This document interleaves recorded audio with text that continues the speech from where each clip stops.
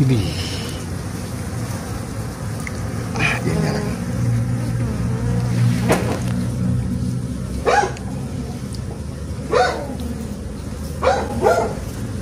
Tersengat guys. Tersengat. Kabur.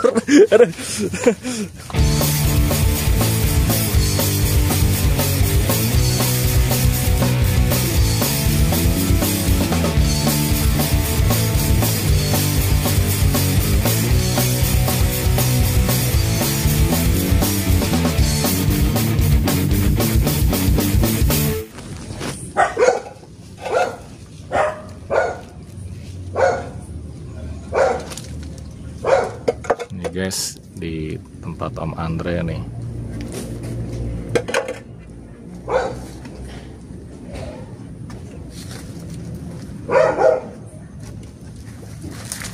Iya.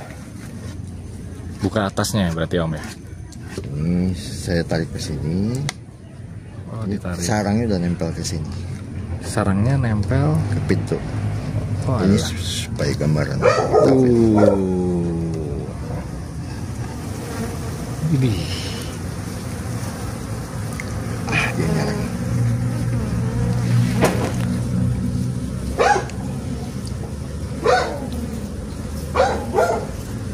Tersengat guys.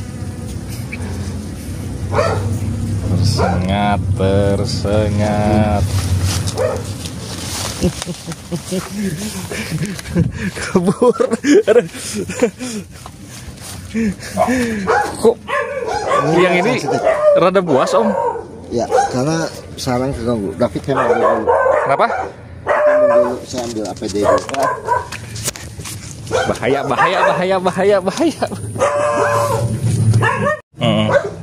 Ini keganggu berarti ya sarangnya Om ya. Ini kayaknya cocok tuh, tebalnya juga masuk ya. Oke.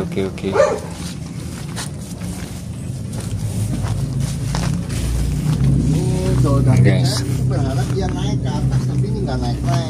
dia naiknya kemana? Harusnya saya berharap dia ke situ. Oh, Ini udah lama banget David. belum panen Om? Saya sengaja nggak panen-panen karena ini yang kesayangan saya. Dalam arti mau di video David. Kenapa nggak dipanen-panen Om? Karena takut kabur. Oh, oke. Belum pecah ratu ya? Kayaknya udah, ini banyak banget.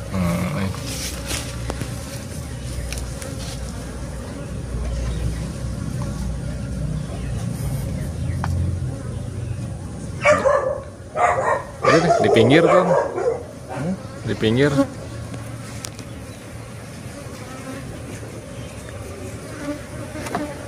Gokil.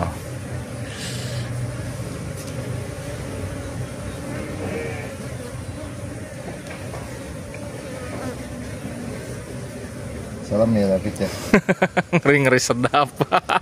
Guys, diserbu guys. Nih makanya jangan dicoba ya guys nih. Tuh. Mundur.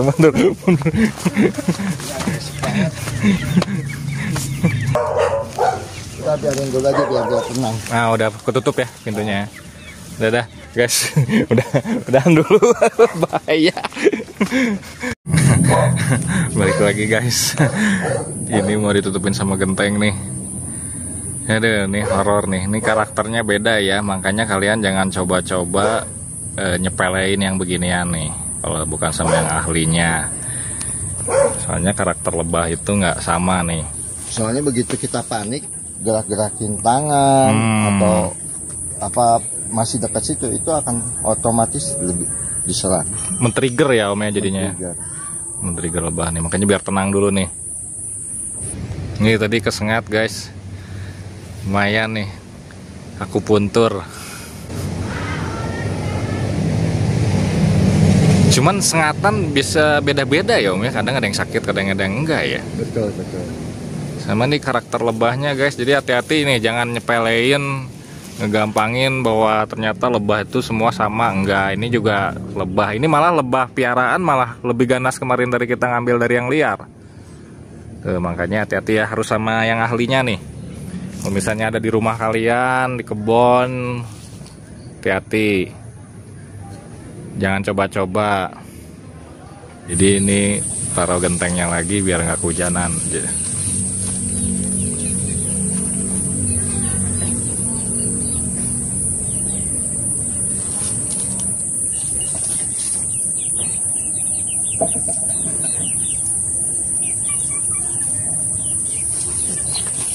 Sekarang aman. Aman ya? Jadi bisa lihat. Belum om, belum aman om.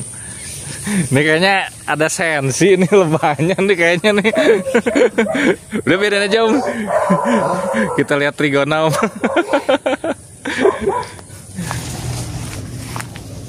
Kalau itu apa om?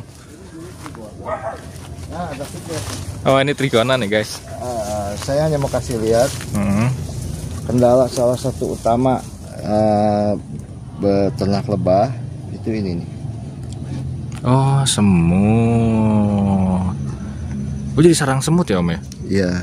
Ini semua jenis lebah kendalanya ada di semut? Tergantung lokasi. Semut ini sebenarnya di tempat saya nggak ada. Gara-gara waktu itu saya beli gula merah. Saya pikir hanya berapa ekor, akhirnya berkembang biak sekarang di sini. Oke. Dan ini menjadi apa? Ancaman.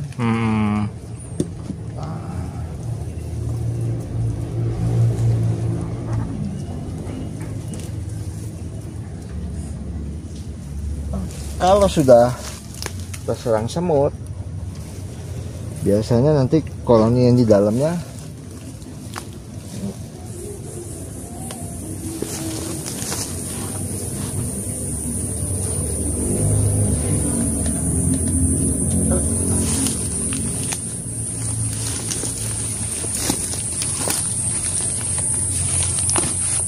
tuh diserang sampai ke dalam-dalamnya. Oh ini guys, jadi kalau misalnya kalian mau miara trigona, ini salah satu hama pengganggu ya om ya, semut ya. Nah untuk antisipasi ini gimana nih om? Kalau bisa di tiang-tiangnya dikasih, di bawahnya itu dikasih air ya. Oke, jadi si semut nggak masuk ke atas ya? Nggak naik ke atas. Nggak naik ke atas. Nanti tuh, guys. Proyek selanjutnya, program selanjutnya ini kan lagi dirubah nih penempatan. Salah satunya saya mau coba tiang dudukannya dikasih getah pinus tapi di bawah. Sebab kalau pohon pinus kan jarang ada serangga di bagian getahnya. Oke. Itu baru uji coba nanti. Siap. Kita lihat trigona yuk. Nah guys, kita lihat trigona nih. Lewat sana. Oh, lewat Sini om. Nah ini ternakan trigona nih punya om Andre nih. Kita harus ngelewatin hutan belantara dulu. Om di sini ada ularnya nggak om? Ada. Nggak ada. Ada. Set. Ada guys. Ini sih nggak pakai safety boot lagi. Oh ini ada lagi.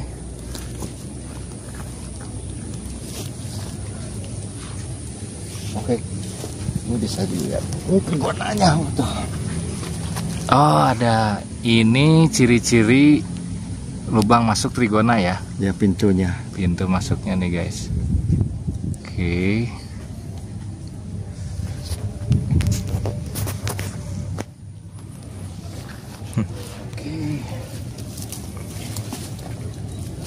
Oke, ini trigonanya masuk dari pintu. Ini ada trigona. Oh ada trigonanya. Oh iya di dalam nih. Ini berarti dia pintunya. Tuh. Oh iya masuk. Itu trigonanya. Emang sengaja dibolongin atau dia bolongin sendiri om? Dibolongin untuk pintunya ini. Guys, pintunya nih.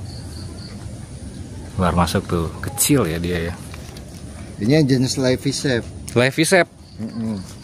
Kan trigona itu ada ratusan ya spesiesnya. Yang umumnya didapat itu yang jenis Levisep. Terus yang produksinya cukup banyak untuk waktu dunia itu yang jenis Itama. Itama yang produksi madu paling bagus. Paling bagus. Ya itu ketergantungan semua sama bibit yang kita dapat dari alam. Oke. Nah, terus pertanyaannya, kalau kita ternak lebah, lebahnya kabur gimana? Ya nggak apa-apa. Seolah-olah kita dukung kan. Iya. Untuk mereka berkembang biak lebih banyak di alam. Betul. Saya lebah apis cerana tuh udah ada 40 kotak kabur, tapi saya happy aja karena dia di alam juga akhirnya bisa lebih banyak. Jadi saya kalau mau ambil koloni juga masih ada. Oke.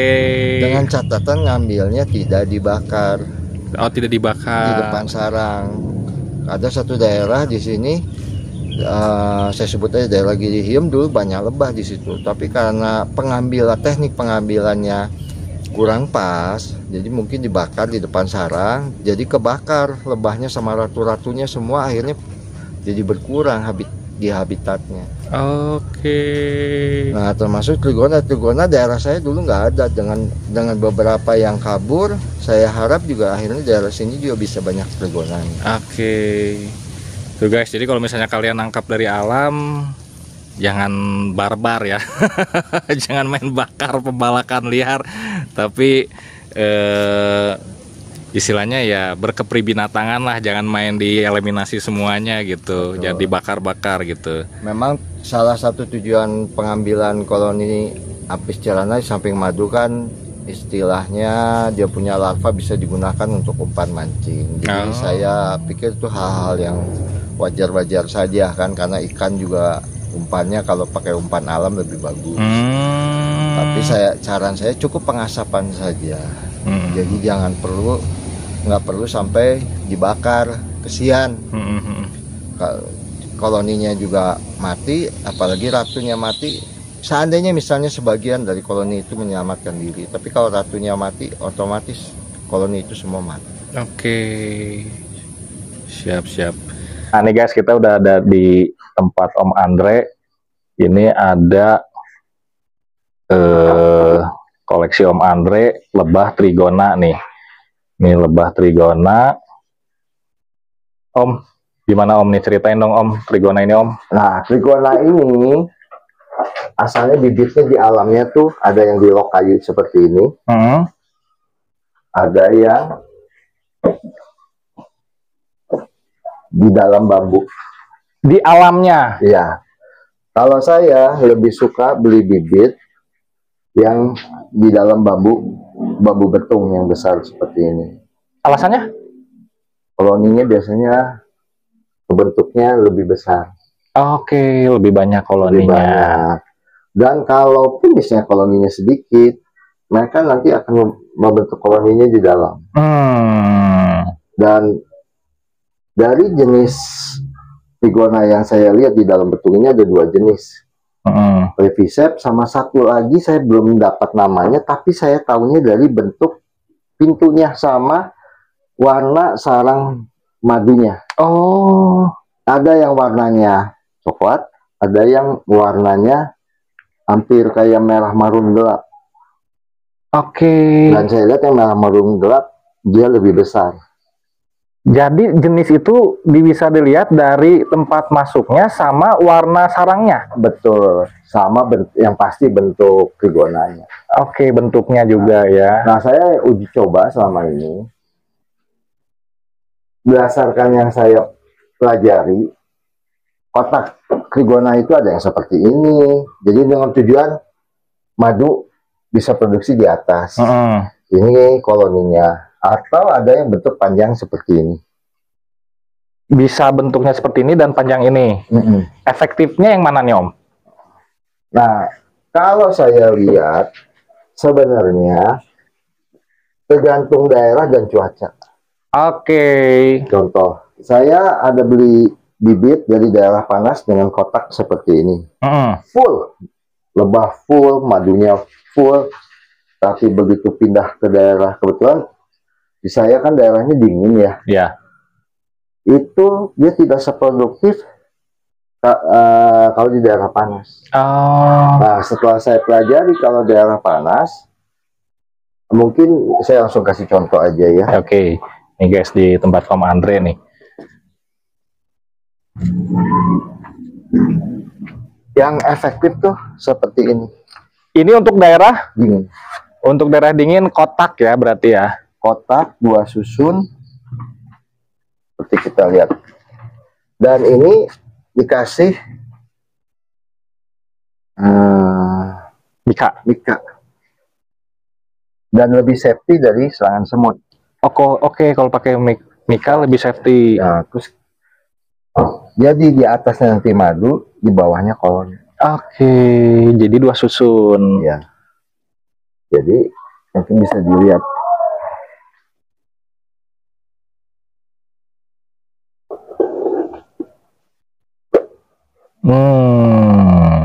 Oke nih guys nih. Itu bipolen. Bipolen tuh yang mana Om? Ini yang kuning-kuningnya. Oh, yang kuning-kuning. Ini bipolen, ini ada madunya sebagian yang hitam, yang coklat tua ini. Nah, ini jenis yang berbeda. Ada yang ini warnanya merah marun tua. Dan ini tenang, Bang David, nggak disengat. Nggak diserang kayak tadi guys. Aduh. Om, kalau misalnya tiap jenis rasanya beda nggak? Kalau trigona umumnya asam. Oke. Asam. Terus yang pengaruh di hasil madunya. Hasil madunya. Kuantitinya. Nah, kayak Itama ya tadi saya sebutkan, dia bisa 300 mili sampai 500 mili. Itu periode berapa? Sebulan kah atau gimana? Tergantung dari banyaknya nektar di sekitar rumah. Oke. Makanya balik kalau lagi ya. Mau piara trigona, saya sarankan jangan beli bibit kalau belum tanam bunga-bunga yang mendukung untuk pakan trigona, karena trigona jarak tempuhnya nggak lebih dari 200 meter. Jadi seputaran itu harus ada sumber pakan yang mendukung. Contoh air mata penganten. Kalau saya bilang kecubung pink nih guys nih. Ini kebetulan baru mekar kemarin, atau pohon buah-buahan. Ya. Tapi yang efektif saya lihat air mata penganten karena nggak ada musim. Oh, jadi terus-terusan berbunga. Berbunga. Dengan catatan juga, kalau rekan-rekan menanam air mata penganten di daerah dingin, itu proses pertumbuhannya tidak secepat kalau di daerah panas. Dulu saya tanam tuh butuh waktu untuk seperti sekarang tuh hampir setahun lebih, baru dia bisa tumbuh dengan pesat.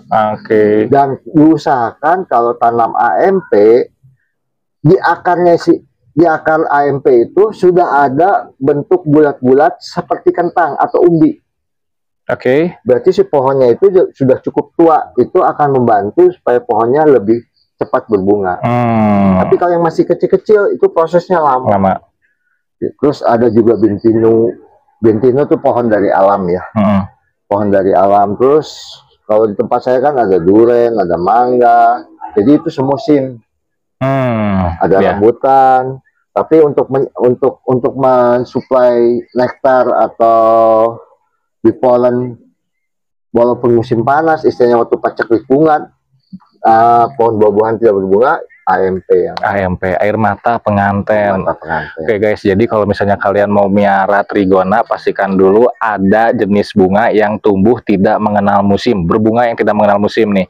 Jadi jangan sampai kalian miara tapi nggak ada suplai makanan buat trigona itu sendiri. Yang ada juga itu kalau misalnya nggak ada sama sekali, mati berarti Om, kabur. Kemungkinan kabur ya, atau dia nggak bertahan. Apalagi jarak tempuhnya kan nggak jauh. Terus saya juga sekarang banyak tanam pohon pisang, karena salah satu keunggulan kalau kita beternak trigona itu penyerbukan terhadap pohon pisang akan lebih baik. Jadi trigona itu membantu penyerbukan pohon pisang. Berbuah jadi lebih banyak. Ya kayak contoh kemarin pisang tanduk saya bisa sampai 4 sisir. Terus misalnya pisang muli kemarin juga saya di sini juga besar-besar. Jadi tapi nggak pisang aja kan, yang lain juga ya berarti Om ya? Sebenarnya termasuk yang lain, misalnya pas musim durian, musim mangga. Dengan catatan kayak kemarin durian kita kurang karena hujan. Jadi saya rasa tidak daerah saya aja, daerah yang lain banyak duriannya yang tanda kutip jadi gagal. tapi minimal bunganya itu membantu untuk mereka bertahan. Ya, oke. Atau kalau misalnya mau beternak, bisa survei di sekitar, misalnya di komplek perumahan bisa nggak? Bisa. Apakah di sekitar perumahan itu ada ditanam bunga-bunga yang menjadi sumber pakan daripada trigona? Oke. Sebab kadang-kadang di komplek perumahan itu ada orang-orang tanam, contohnya palem ikan. Itu kalau lagi berbunga juga jadi sumber pakan dari trigona. Atau palem botol atau palem-paleman. Itu juga kalau berbunga jadi sumber pakan. Ya ini kan ada palem botol, kalau lagi berbunga ya trigonanya makan di situ. Jadi pastikan dulu untuk sumber pakan untuk trigona sendiri udah tersedia. Beda kalau apis celana. Kalau apis celana kan sistemnya pesawat jet tempur. Begitu keluar kandang melesat, dia akan mencari pakan radius 3-4 kilo. Buset, itu lebih lebih enak lagi, nggak usah di. Nah, jadi ya semua peluang itu ada. Yang penting dari awalnya kita sudah tepat. Saya mau pelajari ini 4 tahun karena saya otodidak. Dari kota, dari pakan, dari apa. Nah, kalau bisa rekan-rekan nggak harus selama saya. Gitu, siap Om. Om lanjut Om, kayak kita lihat lagi nih Om trigonanya Om. Nih kayaknya kurang afdol kalau nggak dicoba nih Om. Ya. Nih guys, nih ada nih. Ini sarangnya di bawah dia. Oh, sarangnya di bawah ya. Sarangnya tuh dia nggak mau naik.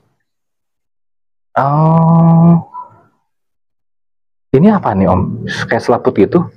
Dia memproteksi diri dari semacam getah-getahan, resin, terus lilin. Jadi dia hanya membuat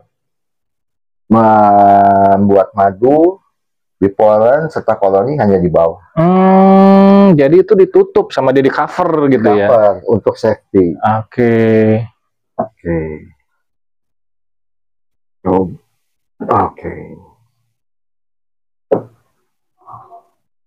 Ini bertumpuk gini nggak perang koloni nih Om? Kalau awal pemindahan biasanya perang koloni. Perang koloni kan? Rebutan istilahnya tempat, wilayah. Nah untuk mencegahnya gimana? Ya banyakin tempat. Diusahakan kalau bisa waktu pindah koloni malam. Oke. Ya itu triknya nih guys. Ini lihat. Ini apa nih Om yang ini resin ya, getah-getahan yang dikumpulkan. Oke. Oh dia bukan madunya berarti? Ini madunya. Yang mana? Oh itu dalam ya? Ini madunya. Boleh diambil satu. Yang mana Om diambil Om? Ini satu. Ini madu? Iya ini madu. Diambil cepat. Ini madu, terus saya comot. Ini aman kan? Nggak diserang nih? Nggak. Segimana comotnya? Dikit aja. Ambil aja semua. Guys, meleleh guys. Aduh, sayang. Oke, saya pegang kamera. Ini saya zoomin Om. Difokusin aja. Ini Bang David lagi nyoba. Nah, nih guys, menetes ini madunya. Tuh. Nah ini rasanya asem ya. Ini kayak apa sih Om rasanya Om? Ini bisa dimakan nggak Om? Bisa. Semuanya? Semuanya. Ini kayak makan dodol tapi madu. Netes nih.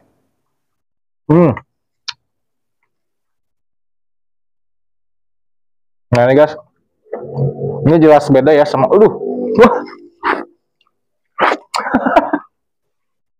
Sorry bukan bikin ngiler tapi emang kemana-mana nih. Ini saya bingung makanya nih.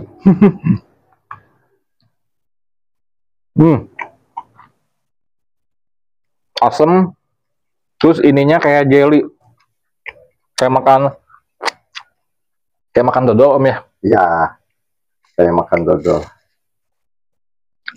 Sayang guys.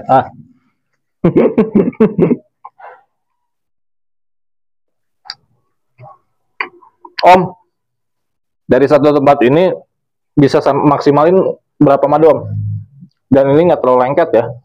Jadi prinsipnya gini, kalau untuk madu itu karena yang produksi kan lebahnya, juga tergantung daripada pakan di sekitarnya, dari bunga, dari tumbuh-tumbuhan sekitarnya. Jadi nggak bisa seperti produksi sirup. Oh, sebulan satu sarang bisa menghasilkan 300 mili, nggak bisa. Nggak bisa berarti? Nggak bisa. Jadi kalau misalnya ada petani yang bisa memastikan tiap bulan ada?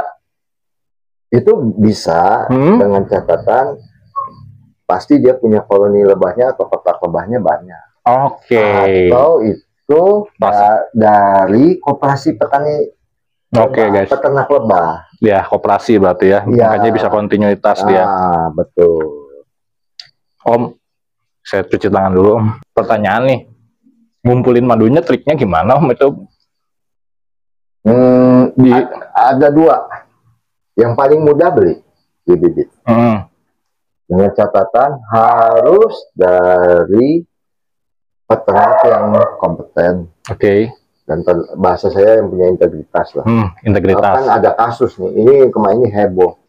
Ada bisnis jual beli trigona. Itu ada satu desa dan saya ada kenalan di situ. Satu kampung itu ketipu hampir 1 miliar. Hah? Dijanjikan bahwa nanti ada keuntungan dengan trigona setelah 3 bulan begini-begini. Saya peternak, saya tahu kan seperti saya cerita sama Bang David. Untuk keuntungannya itu melalui madu yang dihasilkan itu tanda kutip bukan seperti buat sirup. Oke. Jadi bagi rekan-rekan yang ingin beternak, saya cuma menyarankan, tolong kalau mau beli bibit dengan siapapun dilihat ke peternakannya langsung. Oke. Atau minimal ada referensi bahwa mereka punya peternakan. Terus yang kedua, bibit yang dibeli ini dari daerah panas atau daerah dingin. Nah itu penting tuh. Penting. Diusahakan kalau beli bibit lebah yang satu daerah.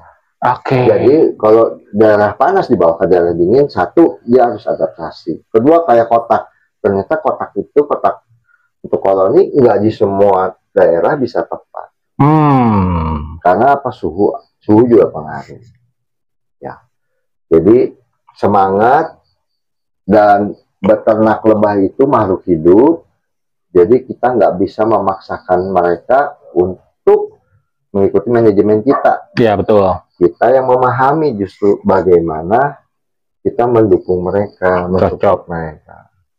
Karena mereka bekerja, atau tanda kutip loh, jangan bahasanya bekerja, mereka beraktivitas tiap hari untuk menghasilkan madu minimal kalau rekan-rekan beternak bisa dikonsumsi untuk pribadi. Iya. Tanpa harus beli dan bertanya-tanya apakah madunya ini asli atau enggak. Kalau beternak sendiri kan otomatis madunya madu dari tempat sendiri, sudah pasti asli. Gitu guys. Saya paling miris itu kalau sudah bertanya. Saya aja yang ada peternakan suka ditanya madunya asli atau enggak. Nah, kalau saya prinsipnya sederhana, untuk mengetahui madu aslinya ya nggak usah beli madu dulu, ikut hunting aja sama saya. Kita lihat di lapangan seperti apa, seperti Bang David kan begitu lihat, oh serunya seperti ini, oh madunya seperti ini, terus karakter lebah seperti ini. Itu sensasi itu harus dapat dulu, terus nanti otomatis saya dengan lihat dari warna, dari bentuknya aja, serta begitu dipegang udah tahu nih kemungkinan besar palsu atau tidak. Oke. Kan tujuan kita kan cari sehat. Betul, kan? Betul. Bukan minum yang sintetis akhirnya jadi malah penyakit. Betul. Nah, cocok guys. Nah, pertanyaannya Om, tadi kan saya ngerasain madunya main comot nih. Kalau misalnya saya mau ngambil madunya aja, ada alatnya nggak sih sebenarnya? Sebenarnya ada yang suntik ya? Apa disedot? Nah, biasanya kalau trigona itu disedot. Supaya apa?